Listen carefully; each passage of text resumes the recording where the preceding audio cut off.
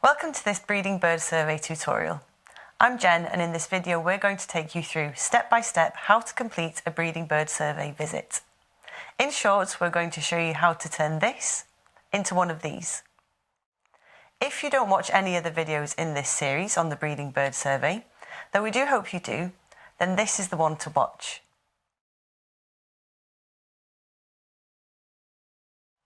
If you are new to the survey or need a gentle reminder of the things to check before you start, then I'd advise watching the first in this mini-series of how to do BBS. A typical BBS square will have two 1 kilometre transects split into 200 metre sectors labelled 1 to 10. You will hopefully have seen the transects and their sections on your route map when accessing your BBS online resources. On your transects, you will be counting and recording as you move along. A 1 kilometre transect in a mixture of farmland and woodland in lowland England might take you around 45 minutes to an hour to complete. Clearly the terrain will have a bearing on walking pace, so this is just a rough guide. You should move at a slow and steady pace. Not so fast as to affect your ability to see and hear, and not so slow that you have to almost ground to a halt. Surveyors will obviously need to stop at times to steady themselves, but you shouldn't stop for long periods of time. The aim of the survey is not to undertake a complete census of the square. You are there merely to take a sample.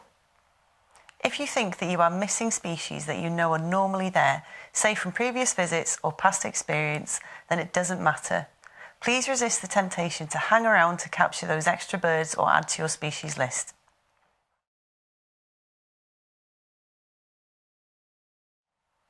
Most types of survey, and indeed birdwatching in general, involve you answering three simple questions.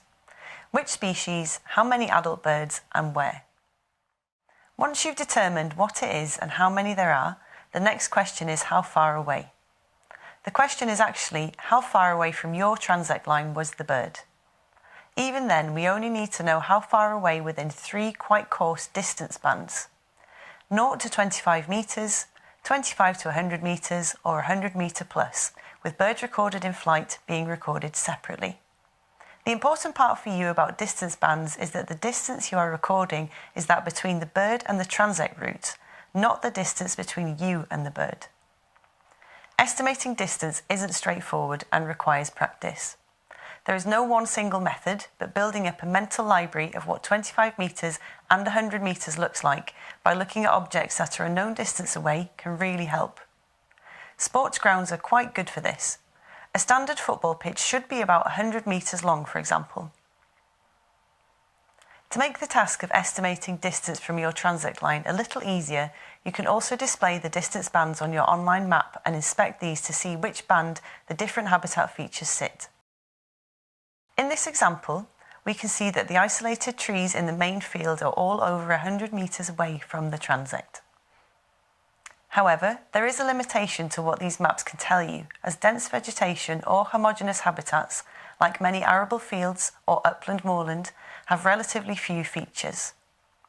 But it's a good start and certainly can help you get your eye in. In a real-life example, this bird is recorded in the 0 to 25 metre distance band, as it is only 2 metres away from my route, even though it is 50 metres away from me. The first thing to say is that the transects lay out the places where you do your recording, so any time you spend walking to your transects or walking between them is time where you're not actively recording for the survey. But when you are on your transect, what defines where I do and do not record? Well, BBS is run on 1 kilometre squares, so it must be anything inside the square, right? Wrong.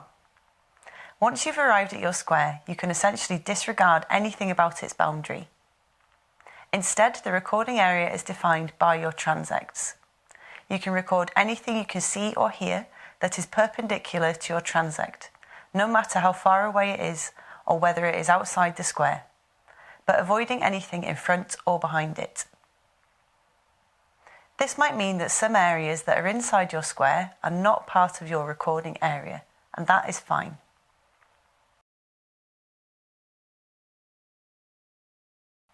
So, we've talked a lot about the theory. Let's put some of this into practice. Let's pretend we're in the field recording on our BBS field recording sheet. First things first, I've recorded the date, the start time, the weather, and any other important details on my field recording sheet. I'm ready to go. As I go along, I'm recording the birds using the standard 2-letter codes onto the recording sheet in the relevant area. They're an easy way to record birds in the field. Many make a lot of sense, but look out for any which can be confused with one another. A greenfinch is GR, not GF. That means golden pheasant. So, I'm at the start of Sector 1 and I can hear a cuckoo singing behind me. As much as I might like to record that cuckoo isn't in my recording area, so I ignore it. I can see a robin in front of me on the path, about 30 to 40 metres away. I put it in distance band 1, not distance band 2. I can hear a blackbird singing from that bush over there.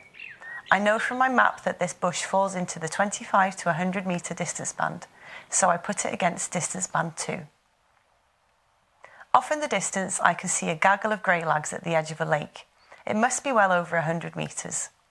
But I know that my transect path will pass within 25 metres of that lake, so I put it in distance band 1. A male blackbird flies out of the hedge in front of me. I only ever see it in flight, and put an arrow underneath to denote it was a flying bird. A female blackbird, it's probably a pair, hops out of the hedge at about the same point, and then flies off. I saw it grounded first, so I put it in distance band 1. Note that whilst I'm pretty sure it's a pair, I don't need to add any kind of symbol or annotation to denote that. BBS simply doesn't need it. I am 50 metres further along and I see a male and female blackbird skulking nearby. I'm pretty sure that these are the same birds I flushed earlier, so I ignore them. Whilst it isn't always possible to know, do try to avoid double counting. A small party of black-headed gulls fly overhead. I make a note of the number and put an arrow underneath, definitely in flight. Whether recording of flying birds will break the rules comes in the form of displaying skylark or hovering kestrels.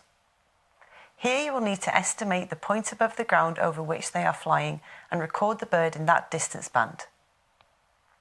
If you see those birds transiting from one place to another and not displaying or hovering, then they go down as in flight. A juvenile robin calls next to me. I ignore it. In BBS, we're only concerned with adult birds. In this case, it's quite obvious as I have a good view. But sometimes you might be confronted by a distant flock of corvids where the ability to distinguish between juvenile rooks or adult carrion crows might be quite challenging. We ask you to make your best effort, and however you do go about doing it, the key is to do it consistently year on year. I'm about 20 metres before I reach the end of Sector 1, and Sector 2 is in front of me. Helpfully, as part of my recce, I've established that the tree on the right marks the end. I can hear a yellowhammer singing about 75 metres ahead. What do I do? Simple. I add that to distance band 1, within the Sector 2 recording box. Remember, it's all about where the bird is in relation to the transect, not where you are or how far it is from you. So I've reached the end of Sector 2. For the rest of my visit, I will record everything I see or hear in just the same way. When I get to the end of the transect, in this case Sector 5, I make a note of the time and remember not to count anything immediately in front of me. You might have a short walk or quite a lengthy detour to the start of the second transect. Whatever it is, don't worry about it if you think it's taking too long. All we ask again is that you do whatever you do consistently.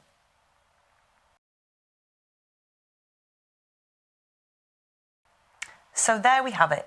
In this video, we've been through all you need to know about how to complete a BBS visit. Simply repeat the exercise for a second time later in the year.